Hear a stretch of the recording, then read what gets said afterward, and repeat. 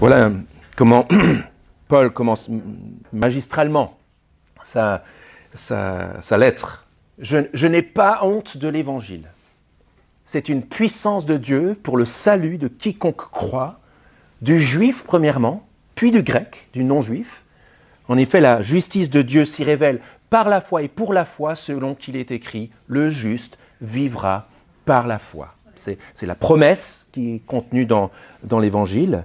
Et c'est la raison pour laquelle, en tant qu'Église Saint-Lazare, nous avons comme devise croire en l'Évangile, vivre l'Évangile et proclamer cet Évangile. C'est la mission que Dieu nous confie, c'est la mission dont Paul parle dans ce texte. C'est clair que si on réfléchit à la mission de l'Église et au témoignage de l'Église dans le monde, on peut aussi penser aux incohérences du témoignage chrétien dans l'histoire. On peut penser aussi nos propres incohérences en tant que chrétiens, où nous ne vivons pas ce que nous croyons, ou ce que nous disons, où nous sommes hypocrites, où l'Église n'a pas été selon le message du départ de Christ, et qui conduit des gens autour de nous, qui conduit des gens dans l'histoire à rejeter, à mettre de côté le message chrétien. Ces rejets sont douloureux, sont choquants, mais ils sont aussi compréhensibles. On comprend, et les gens ont raison de dire que si les chrétiens qui croient à ces belles choses ne vivent pas en accord avec les belles choses qu'ils croient, c'est choquant.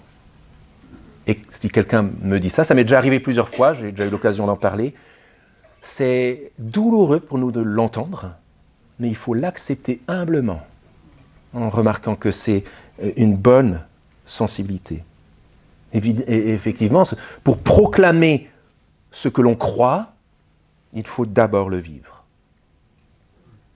Et c'est à la cohérence entre ces trois dimensions, croire, vivre et proclamer, que Paul travaille dans sa lettre aux Romains.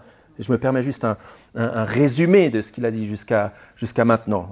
Le début, la grande ouverture, c'est le message sur lequel il s'arrête, l'évangile. Étymologiquement, ça veut dire la bonne nouvelle. Et historiquement, ça veut aussi dire la grande nouvelle. Une grande nouvelle dans l'Empire romain, c'était un évangile. Et pour Dieu, la grande et bonne nouvelle, c'est que Dieu sauve dans la personne de son roi, Jésus-Christ, des gens issus de notre humanité.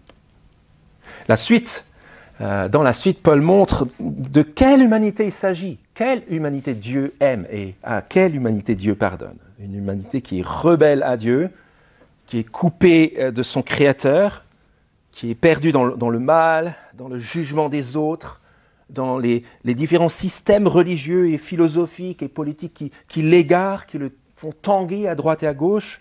Et Paul dit dans la fin de cette section, il n'y a pas un seul juste, pas même un seul aux yeux de Dieu dans ce monde. C'est ça l'humanité que Dieu aime, l'humanité qui le rejette.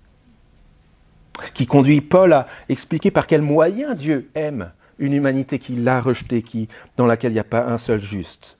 Ce moyen, c'est la grâce. Dieu offre son pardon par cadeau gratuit, immérité. Un cadeau que personne n'a mérité, mais que Dieu offre gratuitement et qui est saisi par la foi, l'adhésion, en toute confiance dans le Dieu qui offre son pardon à quiconque lui fait confiance sans mériter d'être pardonné. Et ça conduit Paul dans les versets chapitres 5 à 8 à s'étendre d'une manière magistrale sur les effets de cette réconciliation avec Dieu.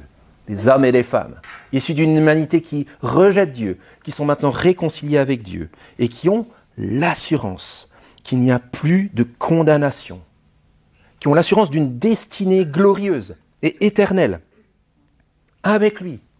Et qu'en attendant cette belle destination, ils ont l'assurance de sa présence constante par son esprit, quelles que soient les circonstances, avec le Dieu qui en Christ leur a tout donné. Je suis persuadé que rien ne peut nous séparer de l'amour de Dieu en Jésus-Christ, notre Seigneur.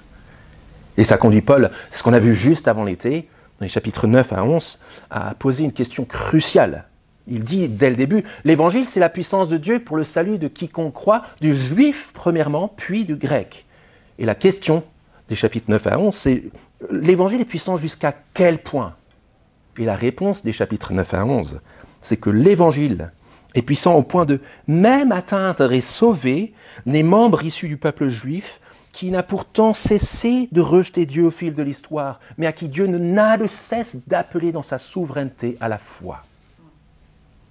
Démonstration grandiose des compassions infinies de Dieu pour chaque membre de son peuple, quelle que soit son histoire personnelle, son origine.